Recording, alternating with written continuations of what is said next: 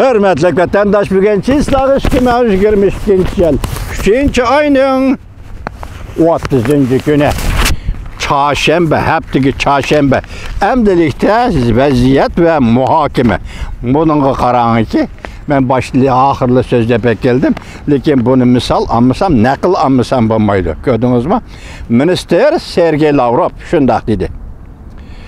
Şundak dedi. Wang Yi bilen söhbetleşkende mundaq dedi. Çünkü Rusya münasebetiga, Rusya kızıqıdır. Hazırki münasebetke kızıqıdır. Bizden iki devlet rehberlerimiz birdek fikir kelgen. Endi o türlü tüzülgen kelişimlerini türler boyunca hal qilish. Yani o'ylashadigan vaqtimiz keldi. Bu kelişimler nima? Yan kelişimlerden sizden bizde haberimiz yok, hürmetli vatandaş. Koni kelişimlerini elgizge alsınız. 1937 yıl Cumhur Rusya münasebetine dair kelişim. 1948 yılı 5. ayının 28. günü Rusya Xitay Harbin kelişimi. 1945 yılı 8. ayının 14. günü Gomindan Xitayları bilen Rusya oturusundaki kelişim. Rus Sovet dostluk şartnaması. 1950 yılı Mao Zedong'la Stalin oturusundaki kelişim. Çünkü Sovet dostluk şartnaması.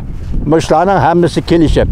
Endi aralıkta Jiang Zemin bir kelişim imzaladı 2002 yılı. Xitay obzorçuları, Xitay naziriyçileri bunun mezmununu hazırgıçı yoşurup keliyotıdı. Birer Xitay'nın kalimede ezip gitip mandak idi degen gep çıkmadı. Mezmunu yok. Lakin Quruqdan quruq nima deydi? Rusya manchilik tizimimizde besi vagan hazır Polonya'nı ele aldı. Onu qaytırımız, o qilimiz, bu qilimiz. Quruq gapdan boshqa gap yok. Lekin bu kelishimlar to'g'risida oshkor eshitdim yok. Yana nima kelishimlar var? Sizlar biz tuzmaymiz. Hozir minister Lavrov debdiki biz endi Jungo bilan Rusya o'tirisidagi kelishimlarni qadam ijro qilishni o'ylashimiz. Qanday ijro qilamiz? Bu kelişimlerin mezmunu nimiydi, royu nimiydi, nimi deyilgeniydi. Buna kanda icra kılımız. Ben tünükün dedim. Vatandaşlarım Baltık boyudaki devletlerge müstakillik nesli keltirişinin asasını yaratıp Rusya dedim. Çünkü kelişim bekar kılındı dedim.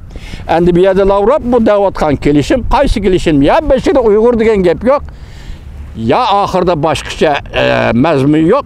Lakin ben başta etkan kelişimlerinin hemmisi Uyguristan meselesi vatandaş. Yukarıda meygiz gelip etken Rus-Xitay oturusundaki 5 parça kelişiminin hemmisi Uyguristan meselesi. Mesela bir ne etip vereyim sizge 1948 yılı 5. ayının 20. günü tüzülgen Rus-Xitay Harbin kelişiminin 8. maddesi da Rusya askeri kısımları katnaş kurallarına acil edip Cumhur Halk Azatlık Armiyasının Şinjan'a kirişini kapaletliği kıldığı bir cümle söz var vatandaş. Şuna oldu o. 48. yılı şuna kıldı o. O 49. yılı bir yılda gidek Stalin maşını ayrıp olan çıkarıp Xitay'ın Azatlık Armiyasının Şinjan'a gelip girdi o. Uyguristan'a gelip girdi o. En muşlarının hemmisi kelişim desek, muşu kelişimlerini kadem əmeliləşdirik. Mesela kelişimden vakti toşdu. Qaytı tüzemsiz ya ki, endi bu vatanını ilgisiga qaytırıp bilemsiz. Mesela muşuya keldi deb oylasak, bu qatim minister Lavrov bilen minister Wang Yi Anhui өлkəsinin Düngi şəhərdə söz işidiğen söhbət neymi? Ben ötkencilik söhbetine, ötkencilik 3. ayının 22. günü Lavrov'un konmağı, Guangxi ülkesinden Guilin şehirde Wang Yi bilen söhbetleşken söhbet tutkalan kulasam Uyguristan meselesi dedim sebep 18. günü 3 gün burun Alyaski söhbeti. Alyaski söhbeti de hemen nasıl oturuğu çıktı. Yang Jieqin mi dedi? Bu şey Tao dedi. Demek ki bu diginin kubul kılmayman dedi. Mehbi. O oturuğu çıkmadı.